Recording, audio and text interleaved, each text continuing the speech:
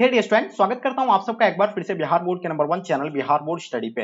जी हां दोस्तों, यानी आज के क्लास में हम लोग कवर करेंगे इंटरमीडिएट एग्जामिनेशन 2024 यानी 2024 के एग्जाम के लिए 12th पॉलिटिकल साइंस का चैप्टर 1 को यानी प्रथम अध्याय को हम लोग कवर करेंगे, जिसका नाम क्या है, सीट युद्ध का दौर। इसमें हम लोग VVI short and long question को कवर करेंगे, यानी लघु उत्तरीय और दीर्घ उत्तरीय प्रश्न को जो है कवर करने जा रहे हैं, जिसमें कई अनुभवी शिक्षकों द्वारा इसको प्रश्न स्पेशल जो है मतलब यानी इसको तैयार किया है 2024 के एग्जाम के लिए।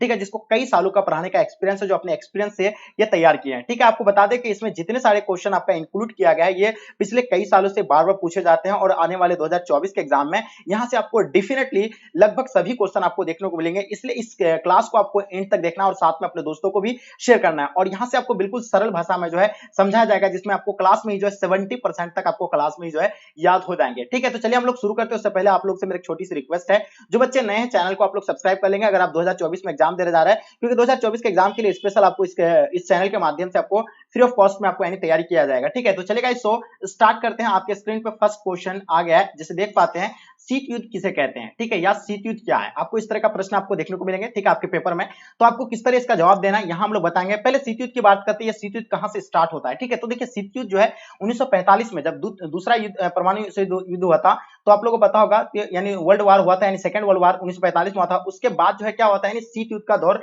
शुरू हो गया था, जिसमें दो महाशक्तियों के रूप में यानी विभक्त हो गया था, विभाजन हो गया था, जिसका एक क्या था, सोवियत संघ और एक क्या, अमेरिका।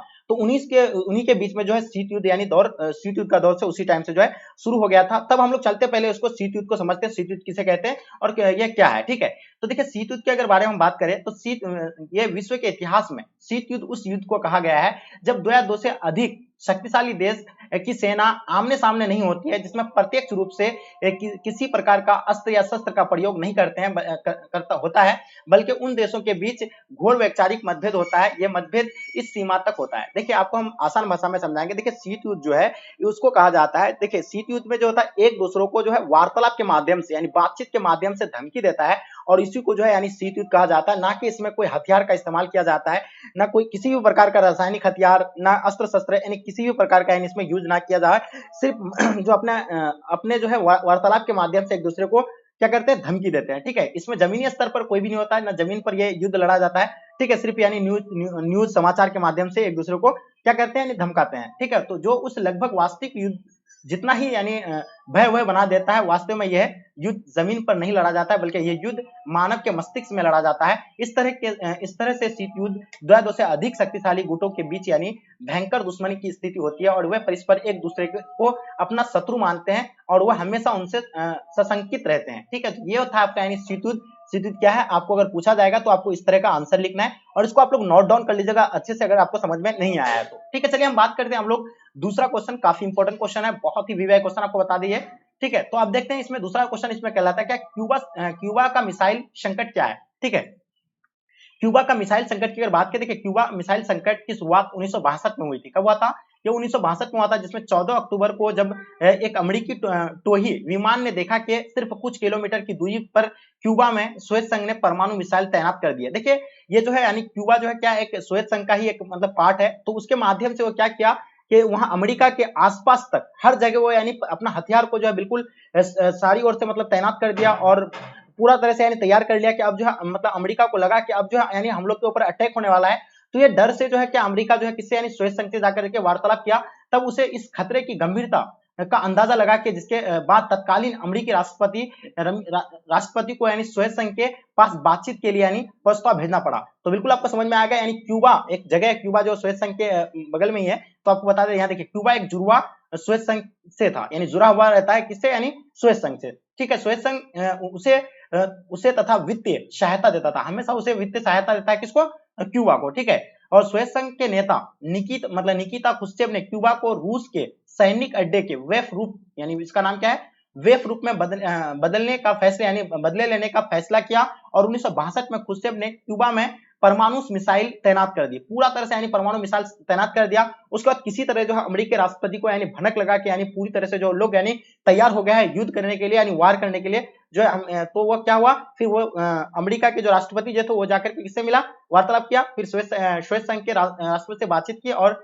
इसमें प्रस्ताव भेजा, फिर उस लोग जो है मतलब बात करके इसको हटाया। और देखिए 1962 में आप लोग याद रखिएगा खुश्चव ने क्यूबा में परमाणु मिसाइल की तैनात कर दी थी, ठीक है। और ये अमेरिकी के नजदीकी निशाने के सीमा में आ गया था और हथियार की इस तैनाती के बाद सोवियत संघ के पहली तुलना में अब अमेरिका के मुख्य भाग के लगभग दुगुनी ठिकाने या शहरों पर हमला बोल सकता था। संघर्ष की आशंका ने पूरे विश्व को बेचैन कर दिया। दोनों महाशक्तियों के बीच यानी परमाणु युद्ध का खतरा मंडराने लगा था। अमेरिका ने अपने जंगी बेरों को आगे कर दिया ताकि क्यूबा की तरफ जाने वाले श्वेत जहाजों को रोका जाए और इन दोनों महाशक्तियों के बीच ऐसी स्थिति बन गई कि युद्ध होकर रहेगा। इतिहास में इसी घटना को क्यूबा मिसाइल के संकट के नाम से जाना जाता है। तो बिल्कुल आपको समझ में आ गया। तो ये था आपका यानी क्या क्यूबा संकट, ठीक है, जिसमें क्या यानी परमाणु हथियार का यानी इस्तेमाल करने लगा पूरा विश्व में, यानी क्या होगा फिर से यानी तीसरा वर्ल्ड वार जो यहाँ से लगा कि अब जो है शुरू हो जाएंगे, ठीक है।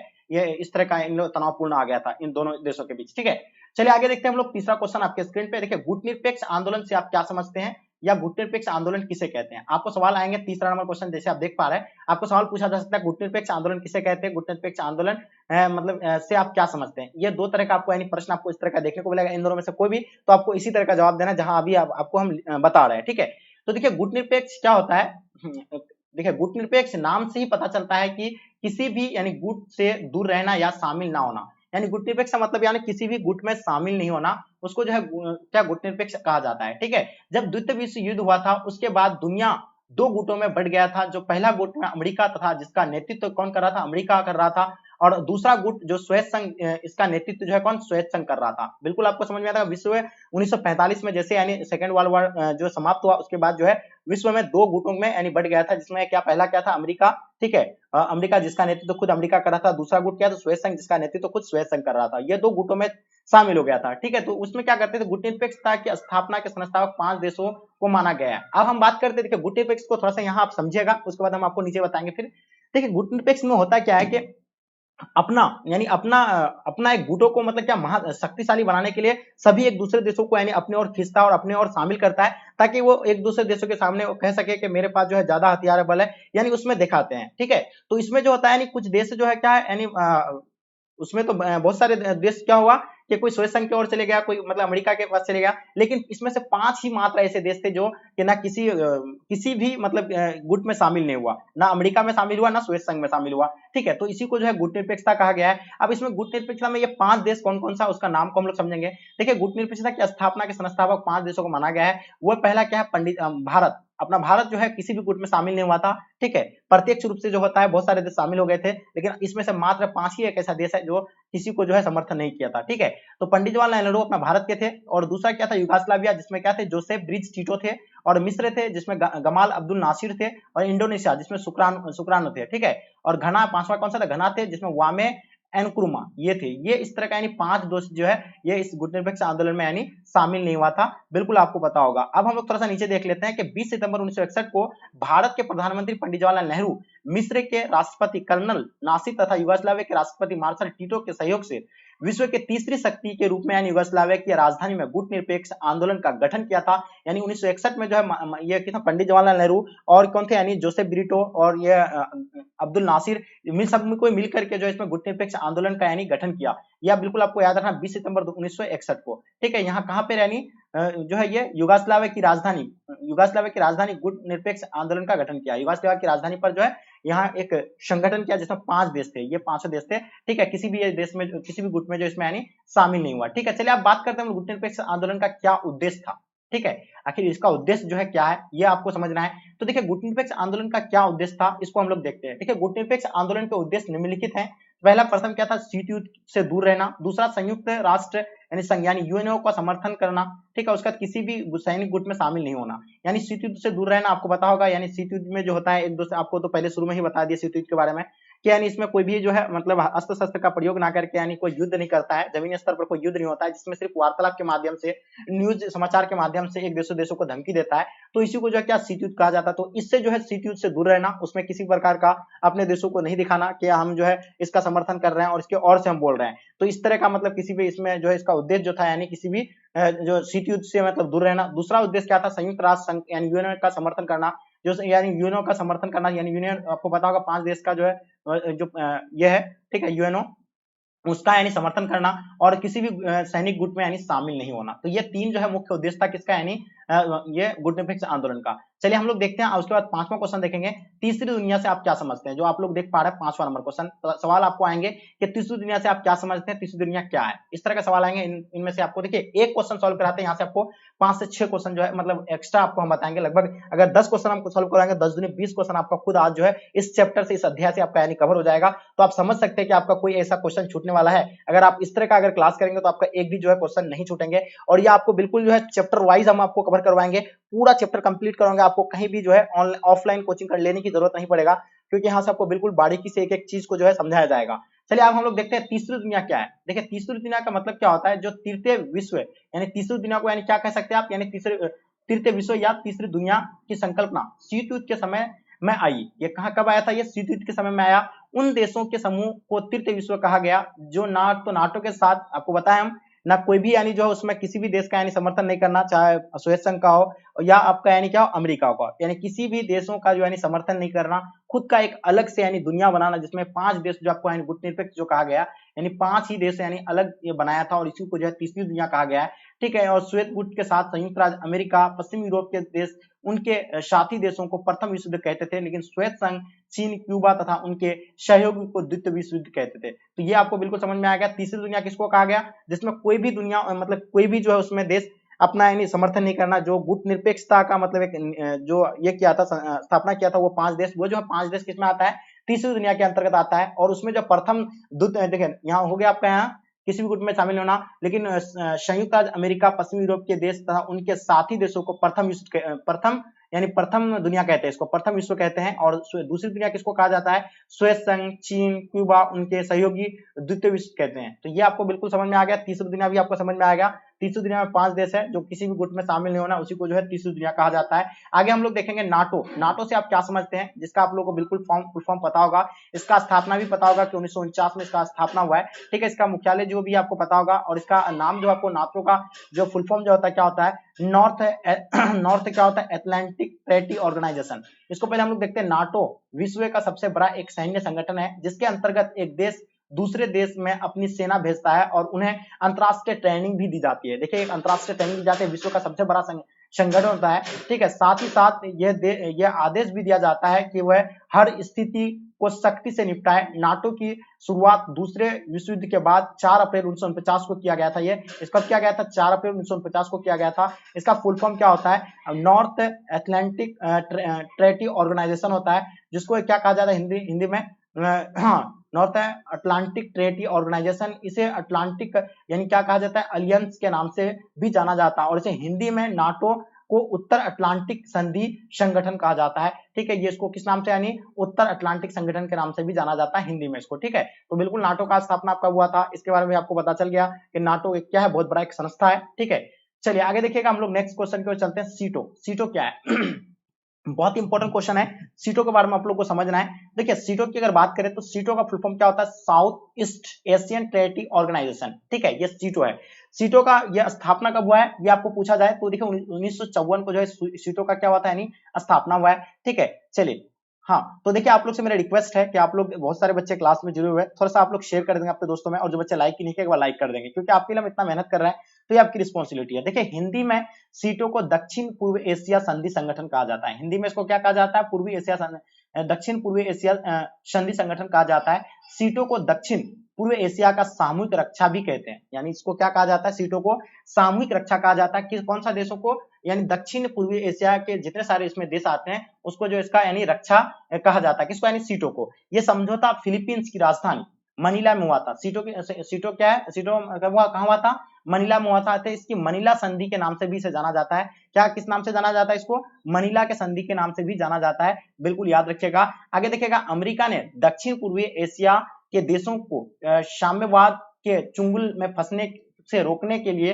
फिलीपींस की राजधानी मनीला में 1954 में सीटो नामक एक समझौता किया था, और अपने उद्देश्य की पूर्ति के लिए उसने इन देशों की भारी सैनिकों सैनिक एवं आर्थिक मदद कर दी थी। देखो किसको, यानी अमेरिकी ने दक्षिण पूर्वी एशिया के देशों को साम्यवाद के चुंगल से फंसने से रोकने के लिए, ये किसने, अमेरिका के ने दक्षिण पूर्वी एशिया के देशों के साम्यवाद को चुंगल से फंसने के रोकने के लिए जो फिलीपींस की राजधानी में जो है इसका स्थापना किया था। किससे बचने के लिए, यहाँ दक्षिण पूर्वी एशिया के देशों से, ठीक है, ये बिल्कुल आपको याद रखना है। और इससे बचने के लिए इसका स्थापना किया था, इसमें जिसमें यह भारी क्या था, सैनिक एवं आर्थिक मदद किया था। इसमें सीटों की स्थापना कब हुआ था, बिल्कुल आपको पता हो गया, 8 सितंबर 1954 को इसका स्थापना था। इसका मुख्यालय की अगर बात करें तो बैंकॉक, यानी बैंकॉक थाईलैंड यानी है, और सीटो एक अंतरराष्ट्रीय सरकारी सैन्य संगठन है। तो ये भी आपको बिल्कुल समझ आया सीटों की स्थापना के बारे में। अब बात करते हैं सीटों के सदस्य। अब देखिए सीटों में कितने सदस्य हैं, इनको हम लोग देखते हैं। देखिए सीटों की अगर सदस्य की बात करें तो इसमें कितने सदस्य हैं, ऑस्ट्रेलिया आ जाएगा आपका, न्यूजीलैंड आ जाएंगे, पाकिस्तान आ जाएंगे,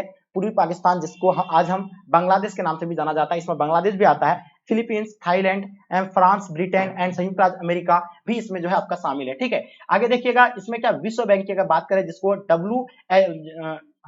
विश्व बैंक यानी WHO, हाँ, तो वर्ल्ड हेल्थ ऑर्गेनाइजेशन, सॉरी ये नहीं ये नहीं हुआ, विश्व बैंक आपको बिल्कुल पता होगा। विश्व बैंक को अंतरराष्ट्रीय संगठन कहा जाता है जो विकासशील देशों को उनकी आर्थिक उन्नति में सहायता के लिए यानी वित्त पोषण, सलाह और अनुसंधान प्रदान करने के लिए यानी समर्पित है। बैंक को मुख्य रूप से एक संगठन के रूप में कार्य करता है जो मध्यम और निम्न आय वाले देशों को विकासतम सहायता प्रदान करके गरीबी से लड़ने का प्रयास करता है। देखिए हम आपको सरल भाषा में यहाँ बताएंगे, ये जो आपको बताया है तो ये आपको बिल्कुल समझ में आया है नहीं आया, लेकिन इससे पहले हम आपको बताना चाहेंगे। देखिए विश्व बैंक की स्थापना की अगर पहले बात करें तो ये 1945 में हुआ है, ठीक है, और इसका मुख्यालय की अगर बात करें तो वाशिंगटन DC है। कहाँ है, वाशिंगटन DC है।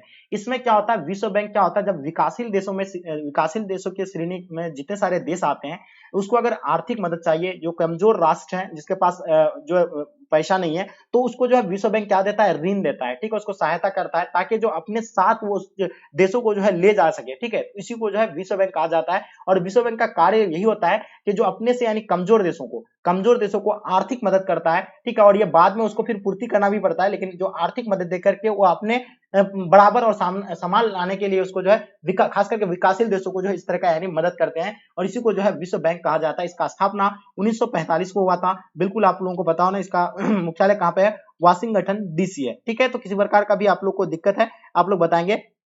हाँ, जितने सारे बच्चे हैं आप लोग से मेरी थोड़ी सी रिक्वेस्ट है मेरे शेयरिया कि आप लोग थोड़ा सा शेयर जरूर करेंगे, ठीक है। चलिए तो आप लोग थोड़ा सा शेयर जरूर कीजिएगा। हाँ चलिए, हाँ जल्दी शेयर कीजिएगा आप लोग थोड़ा सा, ठीक है। चलिए हाँ, तो देखिए आगे हम नेक्स्ट क्वेश्चन को चलते हैं। क्वेश्चन आपके स्क्रीन पे, विश्व व्यापार संगठन से आप क्या समझते हैं। हाँ, ये होगा आपका यानी WHO, ठीक है, WHO world health organization, WTO, sorry ये WHO नहीं होगा, सॉरी मिस्टेक कर रहे हैं बार बार, WHO होगा। क्या होगा ये, WTO होगा। क्या होगा, WTO या मतलब वर्ल्ड ट्रेड ऑर्गेनाइजेशन, इसका फुल फॉर्म क्या होता है, वर्ल्ड ट्रेड ऑर्गेनाइजेशन। इसका स्थापना 1 जनवरी 1995 को हुआ था। पहली बार विश्व व्यापार संगठन अस्तित्व में आया था। कब आया था, 1995 को यह अस्तित्व में आया था। और विश्व, देखिए इसका ये काम क्या होता है, विश्व व्यापार संगठन मुख्य रूप से आर्थिक विकास एवं रोजगार सृजन को प्रोत्साहित करना। देखिए विश्व व्यापार संगठन क्या होता है, एक जो है एक देश दूसरे देश से जो है क्या करता है, व्यापार करता है, और व्यापार में जो है वो एक मदद जो करता है वो कौन करता है, विश्व व्यापार संगठन करता है, वही जो है बात करता है, ठीक है। सारे चीज को जो है कौन करते हैं, विश्व व्यापार संगठन ही करते हैं। और विश्व व्यापार संगठन का उद्देश्य होता है कि अंतरराष्ट्रीय व्यापार को नियम के अनुसार कम से कम कीमत पर यानी करवाना। यानी इसका जो कार्य जो होता है, एक दूसरे देश के साथ यानी अपना व्यापार को यानी कम कीमत पर यानी जो कैसे करे, उन चीजों को मेल मिलाप करने के लिए जो है ये क्या है, यानी WTO है, जो वर्ल्ड ट्रेड ऑर्गेनाइजेशन है, जिसको विश्व व्यापार संगठन कहा जाता है, ठीक है। इसमें जो है 164 देश सदस्य, कितना है, देश आते हैं, जिसमें भारत भी है इसमें, ठीक है। विश्व व्यापार संगठन का मुख्यालय कहाँ पे है, जेनोवा में, जो स्विट्जरलैंड में है, ठीक है। विश्व व्यापार संगठन 2 तरह का काम करता है। पहला, 2 सदस्य देशों के बीच यानी वाद विवाद निपटाता है, और दूसरा बातचीत के जरिए व्यापार करारा या करवाना इसका कार्य होता है। किसका, यानी WTO का, ठीक है। तो बिल्कुल आपको आई होप समझ में आ गया होगा इसके बारे में, किसका, विश्व व्यापार संगठन का। अब चलते हैं हम लोग क्या, विश्व बैंक, जो आपका विश्व बैंक है, विश्व बैंक के बारे में भी आपको बता दिए। ये जो आपके लिए इंपॉर्टेंट था। देखिए विश्व व्यापार संगठन से आप क्या समझते हैं, विश्व व्यापार संगठन किसे कहते हैं, इस तरह का भी आपको सवाल आएंगे तो आपको यही आंसर देना है, ठीक है। यहाँ तो आप लोगों को बिल्कुल समझ में आ गया होगा। ये आपको हम बिल्कुल बता दिए, सभी NCERT क्वेश्चन है मेरे दोस्त। आपको बता होगा कि बोर्ड एग्जाम में जो है सिर्फ और सिर्फ एनसीईआरटी क्वेश्चन ही पूछे जाते हैं, इसलिए आप लोगों को एक एक क्वेश्चन को अच्छे से ध्यानपूर्वक याद करना है, और हो सके तो आप लोग सभी बच्चे से मेरी रिक्वेस्ट है कि आप लोग इसको नोट डाउन कर लेंगे तो बेहतर रहेगा, ठीक है। तो चलिए आप लोग सब बच्चों को बताएंगे, अपने अपने फीडबैक कमेंट सेक्शन में बताएंगे कि आपको क्लास कैसा लगा, और उम्मीद है कि आप लोगों को क्लास बहुत ही अच्छा लगा होगा। तो चलिए बिल्कुल यहीं तक आज के क्लास को हम लोग एंड करते हैं। बस आप लोगों से एक छोटी सी रिक्वेस्ट है, जो बच्चे नए हैं चैनल को सब्सक्राइब करके अपने दोस्तों को जरूर शेयर करेंगे। तब तक के लिए जय हिंद, जय भारत।